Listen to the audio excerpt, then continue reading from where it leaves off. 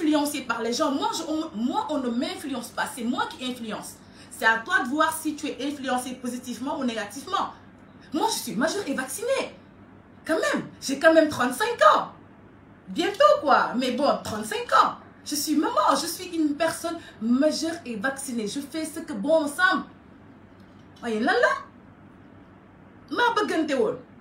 Indi leen sama mbëggeel lala leen ko si réseaux sociaux yi. Dem ba ci biir. Am benn paan bu am. Mbëggeel boo gis day am paan. Loo gis day am paan. Mais réparation day am. Waaye yéen boo jubee moom xanaa da ngeen di rus. Waaye yow leen def nii. Ni topp ma ni affaire yi jeexagul de. Saison 1 la. Saison 1 la. Saison 1. Xam nga ma la wax. Saison 2 baa ngi saison 3 baa ngi nu ma neex lay defee te boo leen ma énervé dëgg ma tëgg saison 2 bi te bu ma ko defee ki fi nekk day mer ndax ki fi nekk daa bëgg a takk moom tamit fi mu ne nii man la ñuy xëccoo waaw ah dëgg neexul damaa xam sama bopp am valeur taxawaalu ma ci bar taxawaalu ma ci hôtel taxawaalu ma ci resto ah jàkk ak église rek takk ma xam nga war indi ñeent ak terrasse say mbokk yenn ma maye ma képp. Pour les gens qui vont dire oui mais Nabou les hommes t'utilisent mais utiliser en quoi? Les hommes m'utilisent en quoi?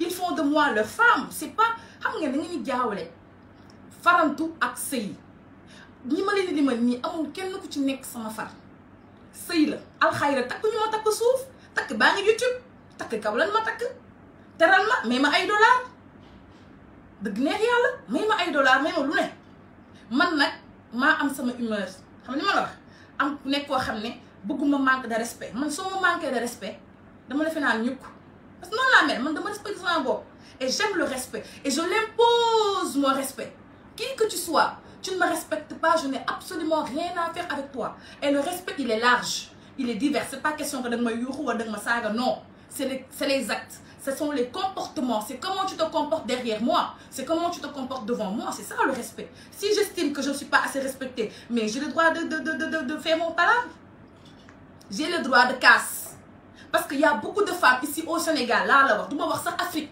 parce que c'est le cas dans plusieurs pays d'Afrique surtout les pays musulmans à cause de la polygamie hein. Vous êtes là à longueur de journée sur les pages. Ah non, mon mari me maltraite. Ah non, ma belle merci. Ah non, moi je ne fais pas d'anneau. Hein. Moi j'assume mes propos.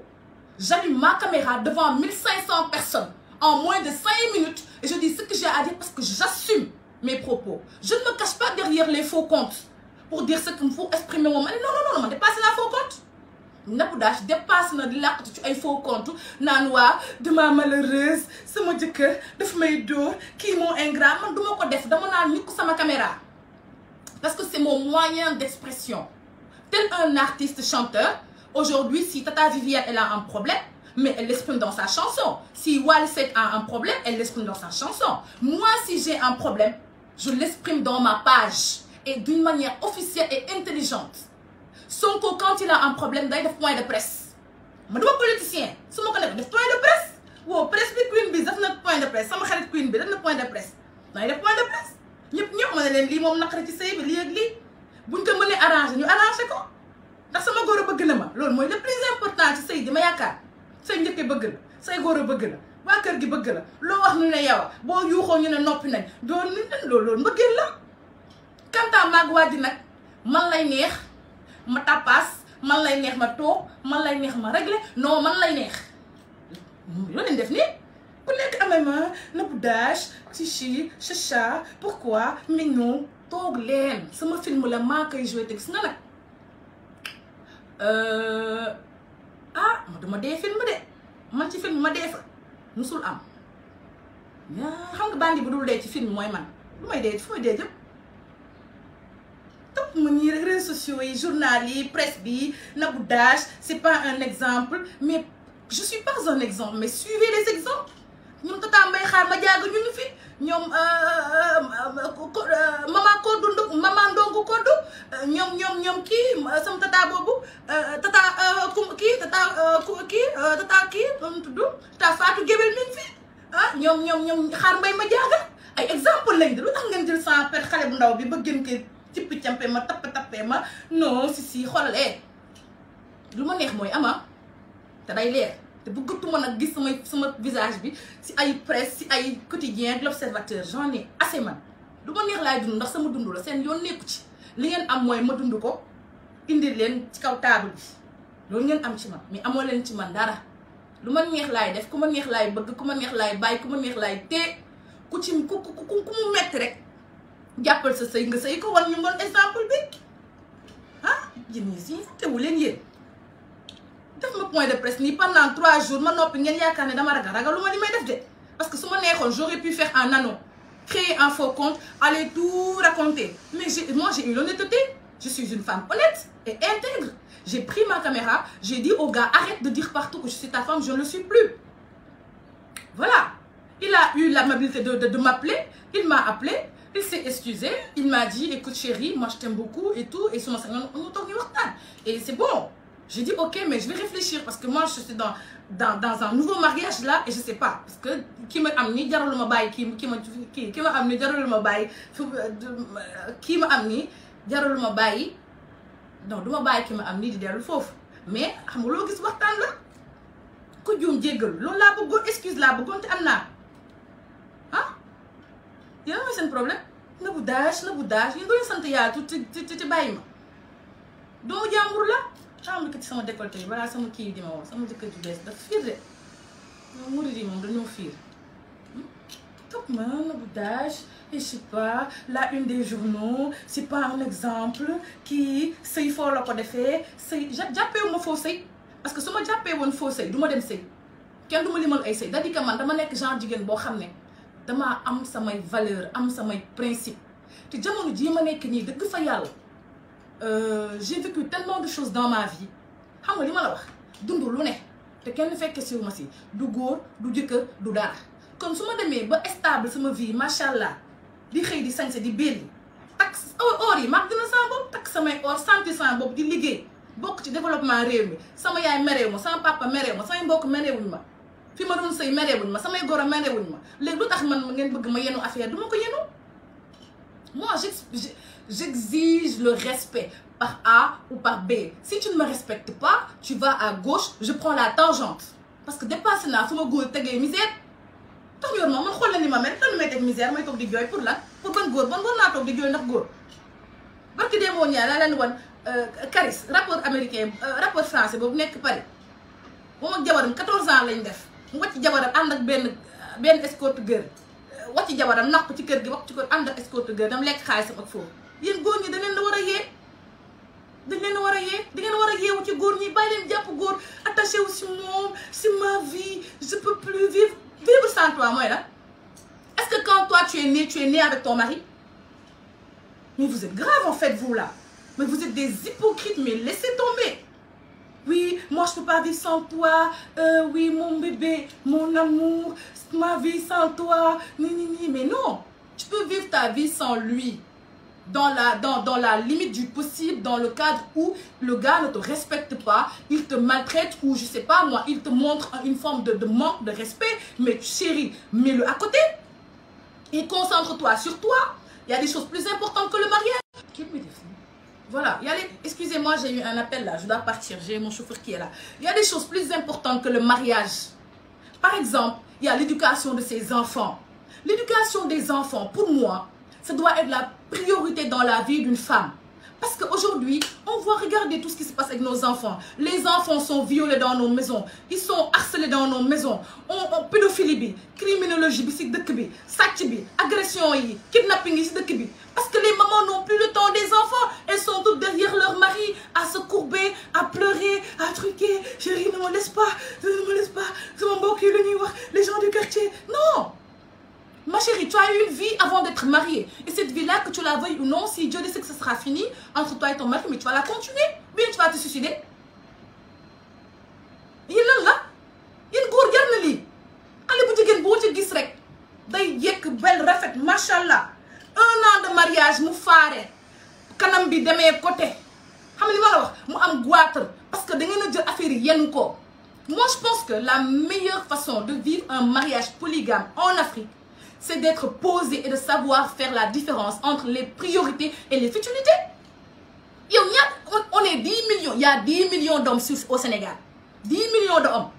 un homme t'a trahi mais suivant il lan la jàpp góor ñi rek je veux pas partir sans toi tu es l'amour de ma vie bébé wuyu ma bu ma demee fu ma jëm ma jëm laa am nii ma ne bato dem avion costé képp santuma leen ngeen taxawaalu santuma leen ngeen jaay seen bopp santuma leen ngeen yoom dama sant xalal ku la bëgg na la takk jeex na ah ku la bëgg na la takk maag Fall yàgguñu génn bi amul 2 mois sax mu takk ma sëy bi am na 1 an sant naa ci yàlla fa la yàpp peut-être mën na continuer xam nga à suivre moom kenn xamagu ko fu mu yàpp mën na sax continuer mais l'essentiel lu ma neex dama koy wax lu ma naqari dama koy wax man noonu laa mel su jéggaloo xayru su jéggaluwul xayru mais jéggalu na kon xayru yi lan la xam nga xamal leen góor bëggul jigéen bu ko kole ñàpp nii fu ko fekk sans toi ma vie n'est rien bébé yéen sama aduna man yow laa bëgg dama la bëgg mun ma nooy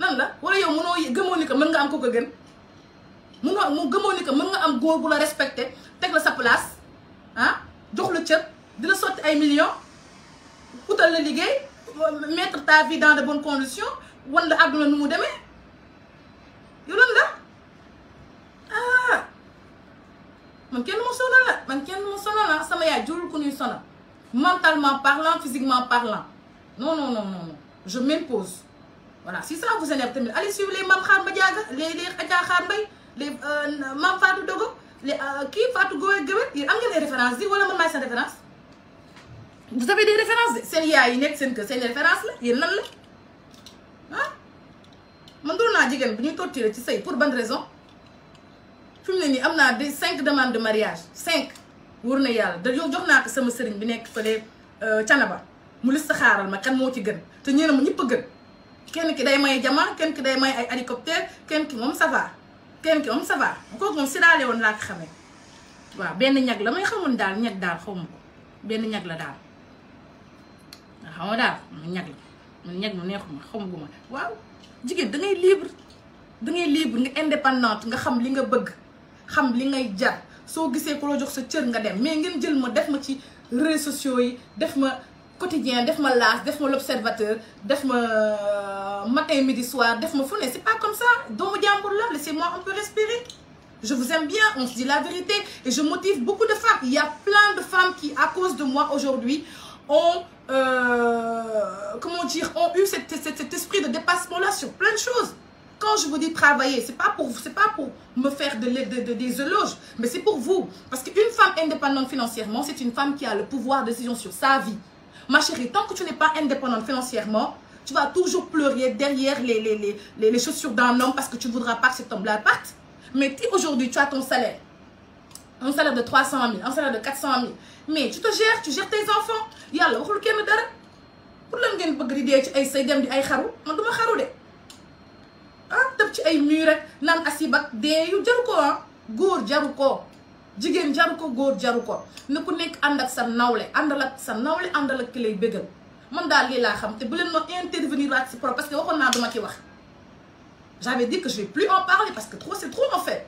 Des femmes qui ne pensent même pas à leur futur professionnel. Des femmes qui ne pensent pas à leur bien-être. Des femmes qui ne pensent pas à leurs enfants. Des femmes qui pensent uniquement à la satisfaction d'un simple homme. Avec un petit H, s'il vous plaît. Parce que peu sont les hommes qui ont un grand H, qui remplissent toutes les conditions qu'une grande femme aurait besoin. Il n'y a pas beaucoup de grands monsieur au Sénégal. C'est tous des vauriens.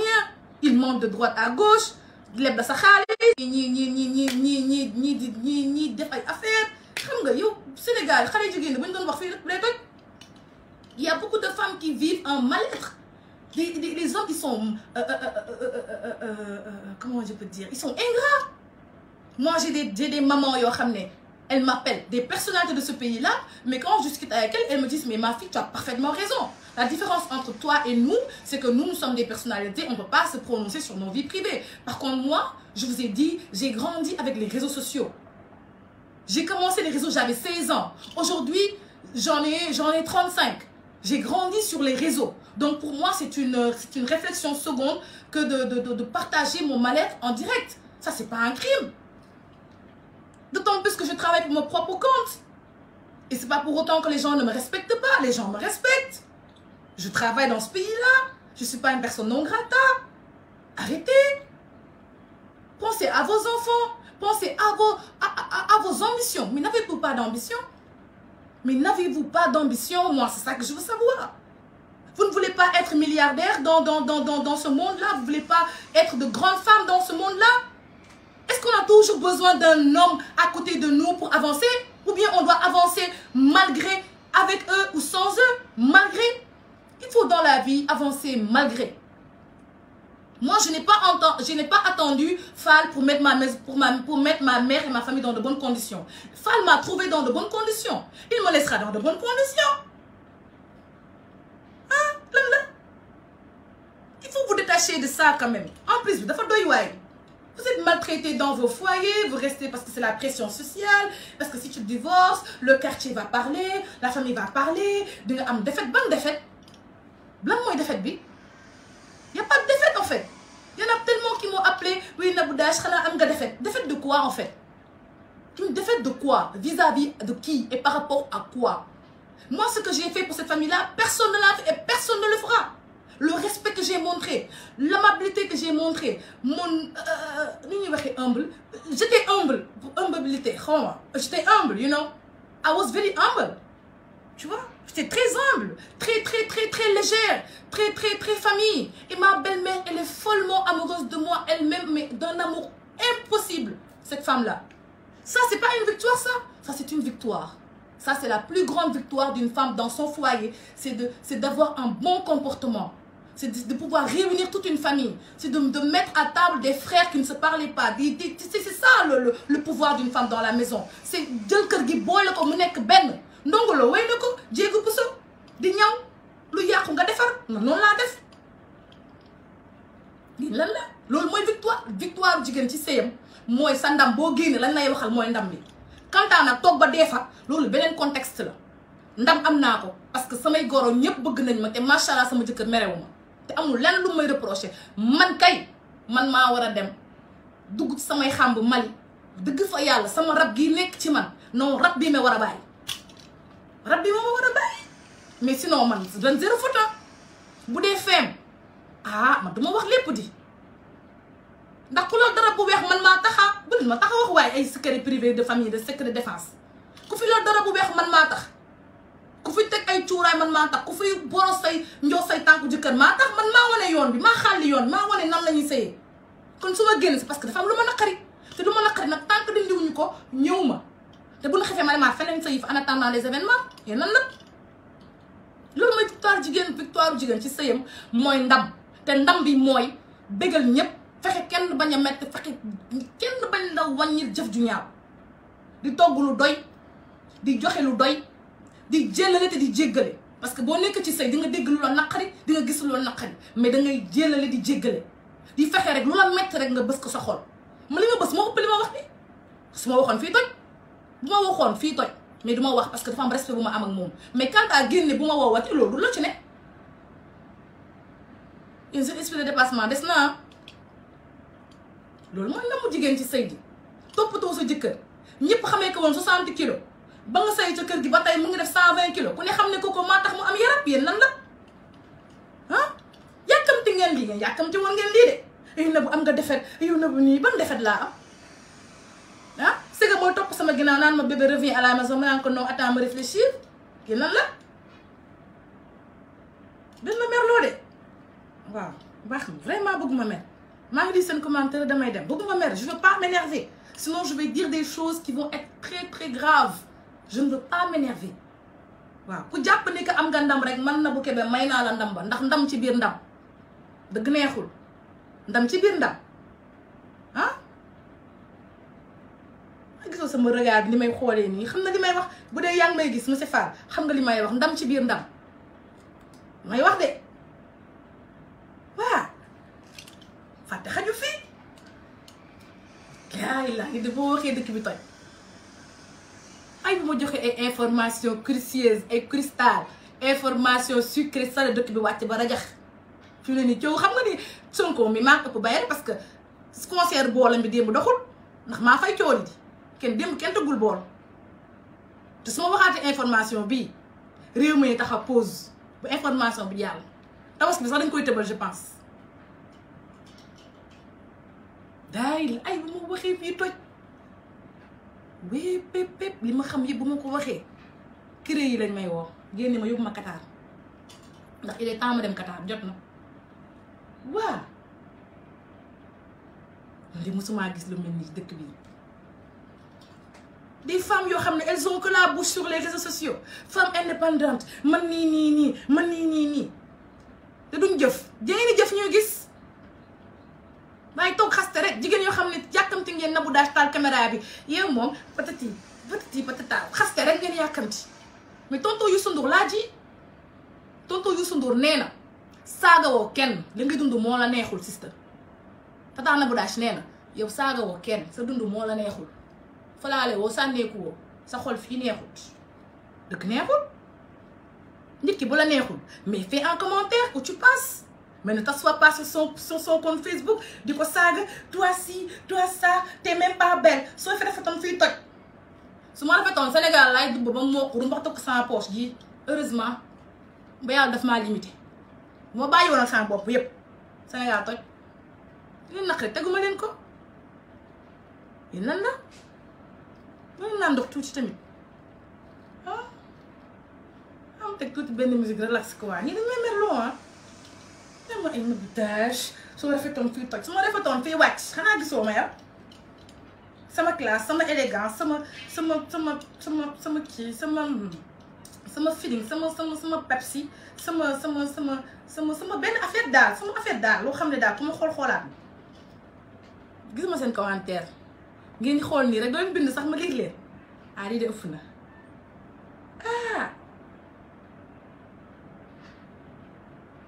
laay laa di ko hypocrite man damaa sumeeku ci yéen non Nabou je sais pas elle aurait pas dû dire ñëw baax na ci moom baax na ci kan affaire yi jeexagul saison 1 la xaajagul bay jeex déggul à tout moment damay delluwaat ak moom su ma neexee à tout moment ñu defaat sëkk ñu bàyyante yéen a ngeen fàtte li leen defoon fii ba paase yéen amoo leen jëm ci man toog ma fii ne bàyyi moom bàyyante nañ ba remee si kër gi yëpp ba génn ñëwaat ne sëkk ñu bàyyante yéen lan la doon dugg ci si leen yéen seen yoon lu mu nekk man maa xuloo bi sa yoon nekk ci yéen seen daan leen ma rek yow baax na ci moom xoolal à tout moment dañ koy àndalaat su ma neexee waaw ku ko jéem nag sa say tas lii ma ne ku ko jéem sa say tas jarul def de tat Nabou Dash mu ngi yëngal Sénégal ca yàlla bayra bukki baaxul pép léegi je prends les commentaires vite fait damay ñëw dem xam nga tey ma amoon benn temps ak sama col vraiment maa yiw tey laay nga rek maa yiw macha allah xam nga li ma wax teg sama col yàpp sama ñaambur mais je vois pas les commentaires en fait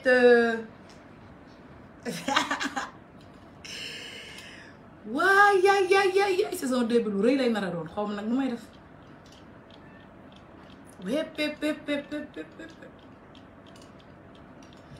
mais je sais pas pourquoi je vois pas les commentaires en fait je sais pas moi c'est bizarre ce truc là je peux même pas lire ce chauffeur mi ngi lay xaar na ba waa mi ngi may xaar damay lire commentaire rek je vois là maa ngi door a gis seen commentaire au passage maa ngi nduri Ndeye Naati dem ma xuloo naa moom téléphone ba raccroché ko oo ne Ndeye Naati Fall sama ex njëkke boobu maa ngi lay nuyu sa conseil ne dégg naa ko neex na ma torop vraiment kontaan naa ci yéen kontaan naa ci Fatma kontaan naa ci da ngeen may comprendre des fois damay mer comprendre nga yéen xamante ne ñoo far fii dara mënu fee ñaaw des fois dafa may neex xam nga rek jigéen laa dama bëri caprice des fois damay neex ma génn mer ne ko bu ma waxaat de bàyyi ma tout tranquille xam nga loolu ay caprice su jigéen la ay caprice su jigéen la jigéen da ngay capricieuse xam nga li ma la wax xam nga genre def ay affaire chérie je n'aime pas ça mais ça suffit tu vois ce que je veux dire ça c'est la femme une femme doit être comme ça mais jigéen bu ne fàdd lu nu wax rek nga ne potu lampe toog taxaw amoo benn émotion yow doo kaf doo retaan doo met jigéen da ngay ambiance ngay mel ni émoticône da ngay kii daal ñu tudd lampe yooyu lampe yi ñu def si kii yi faux plafond yi mooy kii multicolore yi te je sais pas guirlande da ngay mel ni guirlande léeg-léeg nga rouge léeg-léeg nga bleu daf ay say affaire xam li ma la di mer ñu naan la non ñëpp di la woo Nabou calme-toi c'est pas comme ça pense à tes enfants tu vois c'est ça qu'un homme a besoin il vit Mais une femme qui est fade, aussi fade qu'un frigo, aussi fade qu'un congélateur, top, ne fade fade daal, di jaay classe, di jaay grande dame, di jaay mature. Immature yi romb la naak chéri. Immature la ñu woote ba mu saf-saf. Comme on est encore parce que moi je dépends de personne, je vis ma vie, personne ne me nourrit, je suis autonome, je travaille pour aucune entreprise à part la mienne. Donc il est où le problème? Je voyage en business class, il est où le problème? Oh. Je prends des commentaires avant de partir. Avant de partir. Oh, Awalen Jamchiman. Pip, pip, pip, pip, pip, pip, pip, pip, pip, pip. J'arrive plus à voir les commentaires, c'est reparti. Franchement, je fais un coucou à toute la famille, toute la belle famille, franchement, ils étaient choqués, ils m'ont appelé, mais Nabouyo, l'angay défini, mais ça va pas toi. J'ai dit, hey, vas-y, laissez tomber, ça c'est rien du tout, c'est entre lui et moi. Et personne ne se mêle de ça. On n'a rien à foutre des gens, c'est entre lui et moi, on va le régler entre lui et moi, devant tous les quelqu'un. On est. Voilà. Je prends quelques commentaires à me partir. Du coup, je vous présente ma robe. Je crois qu'elle est très jolie. Je pense que je l'avais déjà portée une fois, je crois. Voilà, elle est comme ça. Et du coup, en fait, on a pincé les deux côtés. Bon, c'est peut-être pour les filles qui veulent pour le modèle Tabaskibi, tu vois, après, ça, c'était décolleté, hein, mais c'est mon copain, mon copain m'a décolleté. Du coup, j'ai porté ça. Mais c'est décolleté. Et les manches sont très longues. Tu vois, c'est très joli, c'est très soft, ça marque la taille. Et puis, c'est élégant. C'est élégant, c'est élégant. C'est qui daal. Et puis, il y a un foulard. Vous voyez, il y a un d'une perruque bi, un foulard bi, vraiment. Tu vois, t'as un foulard comme ça. Tu vois. Heure de ménage. Heure de ménage, la belle dour. On est con blanc, heure de ménage. Tu vois, c'est très joli, hein. Franchement, c'est super porté. Et puis, c'est vraiment de la bonne gamme, quoi. Ouais. Donc, du coup, j'arrive pas à lire vos commentaires, je sais pas pourquoi. Voilà, donc je fais de gros bisous. Moi, je vais partir. Je vais partir, là. Et j'espère que vous avez aimé ma tenue. Et j'espère que vous avez compris tout ce que je vous ai dit. Que le plus important pour une femme, c'est sa réalisation personnelle. C'est sa vision des choses. C'est où est-ce qu'elle veut aller en termes de réalisation, en termes de projet, en termes d'action, en termes d'actes en fait. C'est-à-dire, je sais pas comment dire, qu'est-ce que tu veux laisser après toi? C'est ça. Et qu'est-ce que tu vas laisser à tes enfants? Surtout qu'on ne peut compter sur personne que sur soi-même. C'est bien d'avoir un mari, mais quand il ne peut pas t'apporter grand chose, quand il ne peut pas te développer dans le sens physique, dans le sens mental, dans le sens financier, ça sert à quoi de se marier si il ne t'apporte rien en fait? Quand tu te maries, soit il t'apporte quelque chose, soit une valeur ajoutée, soit il t'améliore en tant que personne, humainement parlant, ou il améliore tes conditions de vie. Mais toi, tu n'améliores ni les conditions de vie, tu n'améliores ni ma personne physiquement, ni humainement, rien du tout. Et je ne vais pas mourir pour ça en fait. Il faut que les femmes puissent se ressaisir et se dire que c'est pas parce que vous avez vécu un divorce que forcément vous n'êtes pas une bonne femme. Vous l'êtes, c'est juste que vous n'avez pas rencontré la personne qu'il vous faut. C'est tout. C'est tout. Voilà. Il faut rencontrer la personne qu'il vous faut, qui vous fera grandir, qui vous fera devenir plus responsable, plus mûr, plus engagé, plus posé, moins énervé, plus détendu, c'est tout. C'est comme ça la vie, c'est un patch, c'est un mix de tout. Mais être sur les réseaux sociaux là, se cacher sur les pages, ah non, je vis mal, mais dégage, qui t'a envoyé? Ok. Bisous les amours. J'arrive pas à vous lire, c'est dommage. Je comprends pas, j'arrive pas à vous lire, c'est archi dommage pour moi. Je voulais lire un peu vos commentaires et tout, mais je vois absolument rien. Bon, on est 1400 personnes là, à l'instant. Donc, je vous quitte. Bisous, mes amours. Et s'il vous plaît, faites attention à vous. Prenez soin de vous. Et n'écoutez pas tout ce qui se dit sur les réseaux sur moi parce que c'est faux. C'est archi faux. La plupart des gens veulent juste de la publicité, veulent juste de la lumière, c'est tout. Tous les gens qui reprennent mes vidéos, qui disent ce qu'ils ont envie de dire, c'est parce qu'ils veulent de la publicité. Et moi, j'ai décidé de plus parler de personne. Je parle de personne sur mes lives, je donne de la pub à personne. Si tu veux de la pub, appelle-moi et paye-moi. Sinon, je ne ferai pas la pub de qui que ce soit. Les sites internet, les journaux, les télés, les trucs, les journalistes qui en parlent, les gens, vous avez rien compris. Le game là, c'est moi. Et c'est fini quand j'en ai envie. Et c'est pas encore fini. Bye. Bisous. Bon vendredi. Bye bye.